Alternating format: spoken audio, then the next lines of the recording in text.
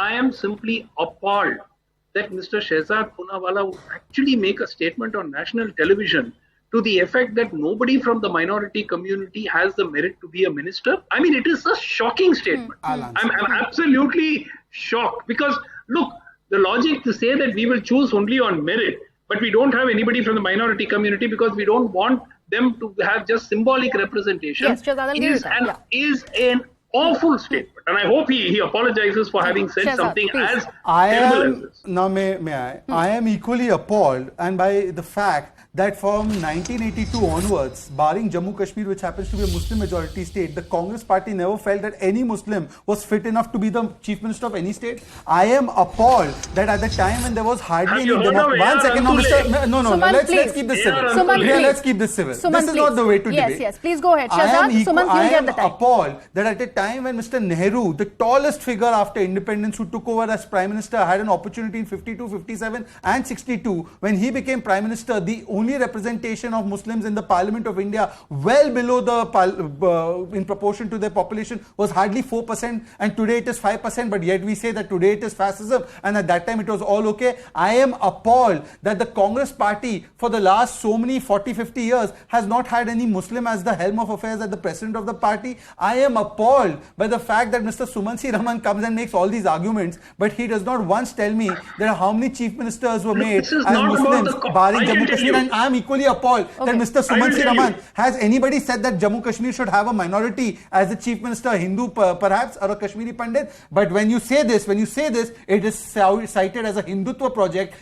Giving rights to the Dalit Samaj of Jammu Kashmir after removal of Article 370 is cited as a Hindutva project. I am appalled by the hypocrisy that Sumanth C Raman packs in every evening. All right. Sumanth, please, I'll let you respond to that and then I'll go to my other guest. Yes. By the way, I don't think Shehzad is fully aware. India has had several Muslim chief ministers. We've had A.R. Antule, who was, of course, from the Congress party. One second. Let him respond. Anwar Taimur, who's been a chief Did I say we didn't have I gave you your chance. But he's lying about what I said. Let him make his What is this 1982 cutoff? Why can't it be 1972 then? This is absurd. I'll tell you why. Just to throw. I'll tell you why. No, but he has not answered my question. Why does he say minority members of the minority community do not have the merit to be to be ministers in the Union cabinet? I mean, he said that. He actually said that. Now, can I speak? Yes, Shehzad. First of all, Sumanth C Raman, I have more political knowledge than you, and therefore I did not say we did not have any chief ministers. I said he made it personal by saying that I lied to him. He made it personal by saying I appointed him. Anyways, now let me come to the point. From 1982 to 2022, 4 decades have passed in this mature democracy. As our democracy has matured over and over a period of years, you did not find one competent person outside Jammu Kashmir to make the chief minister. And you say that you are the Congress party which backs for this kind of secularism where we have to make somebody as a representative. You may set the standard. So I'm asking you, if you set the standard for the last 40 years, neither the party president, neither the prime minister, neither a chief minister is made by you. But you are secular and others are communal. This kind of hypocrisy should not be there. And in those 4 decades, I'll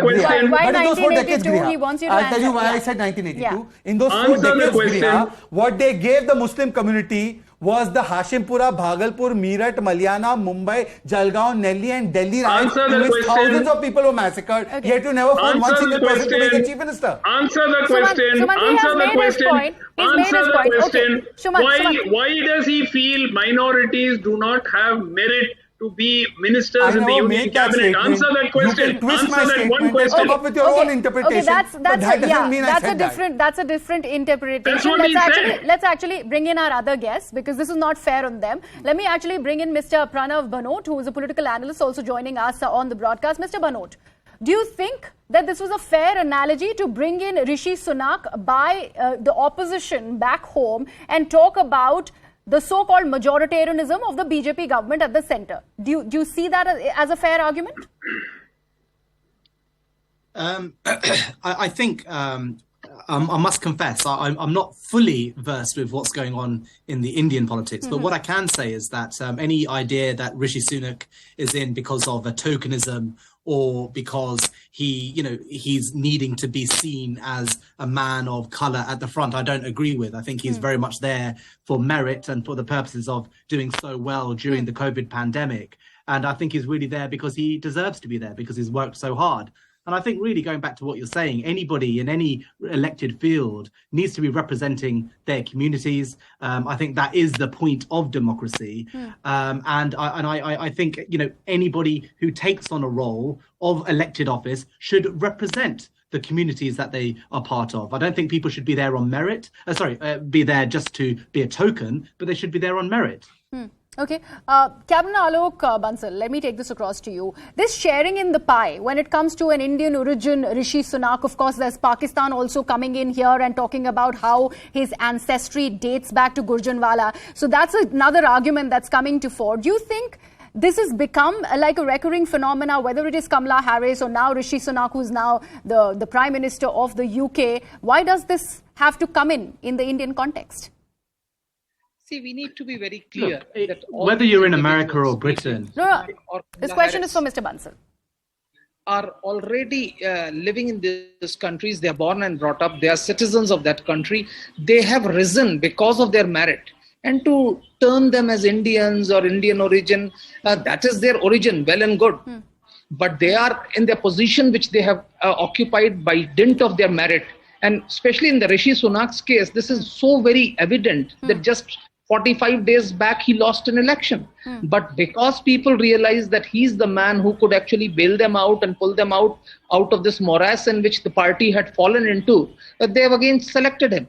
So it is not because of any tokenism to say that, and I don't think so, the 200 odd MPs who supported him actually ever considered that he was the color of his skin or the faith that he was adhering to. He actually rose to that position by the dint of sheer merit. And that is what is important. Okay. Sumanth, do you think this entire point of merit that you were earlier making, let's come to that now, do you think that has somehow been downsized because of this minority debate, all that he has achieved? Obviously, there were controversies to his tenure as the former Chancellor of the Exchequer. Leave that aside, but what he has achieved is just 7 years as MP and now the Prime Minister of UK. Just that being reduced to a minority community member, India taking up this debate, is it fair? Not at all. I think Rishi Sunak has reached where he has reached because of the dint of the efforts that he has put in over the last 7 years. And the fact that the country is open enough to allow or give him that opportunity to have a shot at the top job. That is what we're saying. Look, merit exists across religions, across castes, across creeds, across every group that we can conceivably think of. There is merit. The point is, having merit, would you be given the opportunity? Is the country or the society open enough to give you that opportunity to have a crack at the top job? That is the point. So I will not say merit is only the exclusive preserve or A or B or C, which is very, very unfortunate and completely wrong thing to say. Rishi Sunak is there where he is because of merit, not. Yes, he does have a privileged background. That's a different issue. That probably did work in his favor.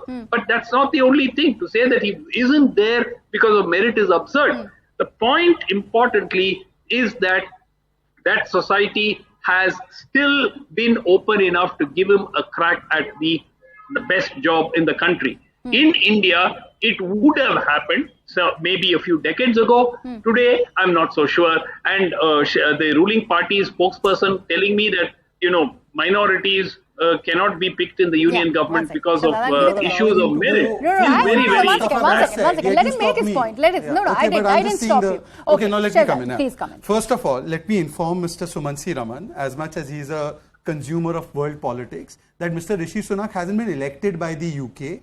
He has only been elected by his party. First of all, in parliamentary elections, the Prime Minister is not elected.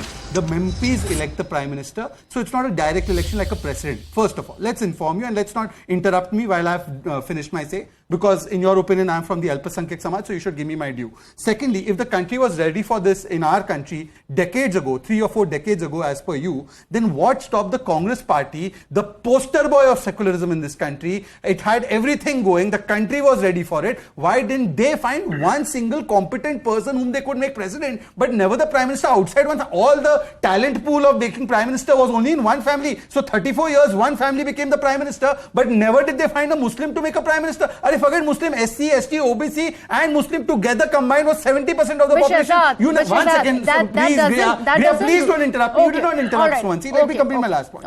Thirdly, now let's come. I don't have a problem with him berating my party. He's perfectly at liberty to berate my party day in, day out. That's his job to do on TV when Congress spokespersons don't come. But why berate the country? Why undermine the country? This is the country just 5 years ago, 10 years ago, in 2009, when there was an election on the face of Dr. Manmohan Singh, because the first election he was not elected in that sense, he was put forward by the party. But in the second election, the 2009 election, they asked for a vote for him and the country gave him a mandate, gave the party the mandate and they made him the prime minister again. So why berate and undermine the country? Or has the country transformed merely because you're out of power? The country has become communal. And if that is the case, and participation and representative democracy is the point, then Griha, my friend, if Article 370 is removed and for the first time Dalits get to vote in Jammu Kashmir, why do they oppose it?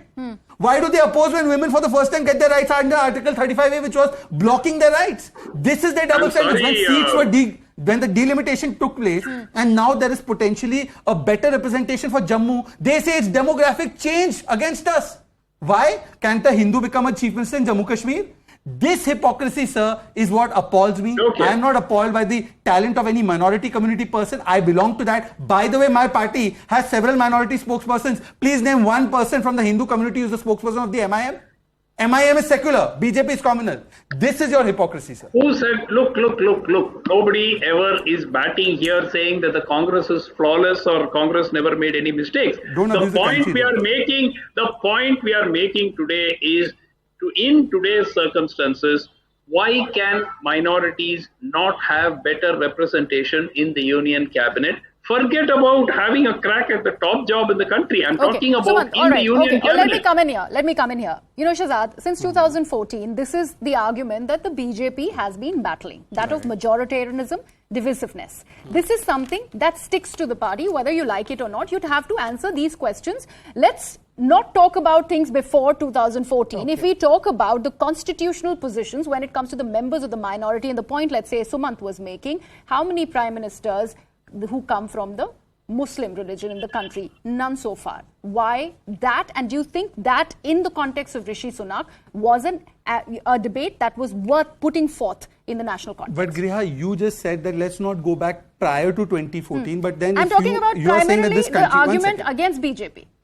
Against BJP. Yeah. I am asking you a different question. The Union Council of Ministers. 1 second, Sumanth, please, let him respond. See, first of all, if the question is about why there is no Muslim Prime Minister of India, that question has to be asked then from 1947 to 2022. True. Absolutely. Because the Congress has not made, and the Prime Minister of India is somebody who will be elected by the MPs of India. If a Muslim has a majority in Parliament, he will become the Prime Minister. There's no constitutional bar in our country. If you are saying that some phenomenon has changed only in the last 10 years, let me give you some stats which will shock you. Okay. Parliamentary representation of Muslims, despite their percentage in population being 12%, 1952 4%, 57 5%, 62 5%, 77 6%, 91 5%, 96 5%, 2009 5%, 14 4%, 2019 5%. Where is the change? It is 5% even in 52. It is 5% even now. So how come today we are in more communal situation than back then? But let me give you two indicators. But just two indicators which actually prove communalism has. 1 second. Simple point. 1 second. Let me complete, sir. Why you make it so hard for me to make a point? Yeah, please go ahead. But let me give you two indicators which will show that this country has actually become more harmonious than before. 10 big riots that took place before 2014. Hashimpura, Bhagalpur, Meerut, Malyana, Delhi, Nelli, Ahmedabad, Jalgaon, all of these riots where thousands of Muslims were massacred. Has there been any big riot like Muzaffarnagar or any other riot post 2014? Second statistic, Today, 80 crore people are given rations. Any discrimination made? 12 crore people are given toilets. Any discrimination made? 9 crore people get cylinders. Any discrimination made? Any institutional discrimination? But yes, there is institutional discrimination in Rajasthan where they say we will give electricity to Rosedars but not to the other community. When the Prime Minister of this country got up and said, first right of resources not to the poor but to the Muslims of this country, and the Congress Gujarat President Mr. Thakur says that was an extremely correct statement. This is the majoritarianism, Shehzad, when you have, let's say, the state of Uttar Pradesh, when you have hate speeches, when you have camps being set up, and where you have open hate speeches and the government in the state decides to do nothing about it, and if this is the opposition's charge against the BJP, and yet you would not have any of the tall leaders from the BJP go ahead and say anything against it. What do you call this? Okay, now let me give you one concrete example. By the way, all those people who made those unwholesome, hateful speeches were all acted upon and they got subsequently bailed from the courts. Now you can pick an issue with the court, but I have another question to ask. There was one person who recently compared Gita with jihad. One person who said Hindu terror. They say terror has no religion. If we say Islamic jihad, we are fascists, we are communal. But those who said Hindu terror, what action did they take on them? Saying Hindu terror is fine, is kosher. The point but I'm if making others here, make a statement and action is taken on them, we are communal. Why are minorities so fearful in a regime under the BJP? And that's precisely the point that the opposition is riding on over here. Sumanth, you were making a point. I'll let you come in. No, can I just address this particular point? I'd actually get in Mr. Alok Bansal also to respond to that. But okay, please complete your point and then I'll go to Sumanth. This is because the only narrative of the Congress party from time immemorial and particularly after 2014 has been to show the dar of the RSS and the BJP that look, somebody is coming for you, vote for us, we will not do anything for you. Even the Sachar committee report testifies that we have done nothing for you, but we will only give you a fear factor and therefore you vote for us. And this fear is created. I just have one point to ask. Triple Talaq verdict. Was it passed by the government? No, it came by the Supreme Court. But what was marketed by Congress and the ecosystem? That this is anti-Muslim man. Okay. Wasn't it said? Hijab verdict came from the Karnataka court. What was said by the people like PFI and Congress party? That look, your rights are being stifled. In the entire world, Masa Amini movement is going on, where the women are saying we want to cast away the shackle of patriarchy and we want to put education above hijab. No, and Shehzad, you are expanding the debate. This will digress. BJP has tried to subjugate your Sumanth, please make your point. Then I'll go to Mr. Alok for the final argument. I think Mr. Shehzad is talking about everything except the topic that we are discussing today. I agree. You just expanded the point. You create the fear factor and phobia about a court decision. Okay, Sumanth, please go. Sumanth, you are not here to certify. Okay, we just have 1 minute. Okay, we just have 1 minute on this debate. Sumanth, please complete your point. The debate very quickly. The debate is not about what the Congress party did or the Congress party did not do. Let us assume Congress party is guilty of so many things. Now tell me, why is there not a single minority representative in the Union Council of Ministers? Full stop.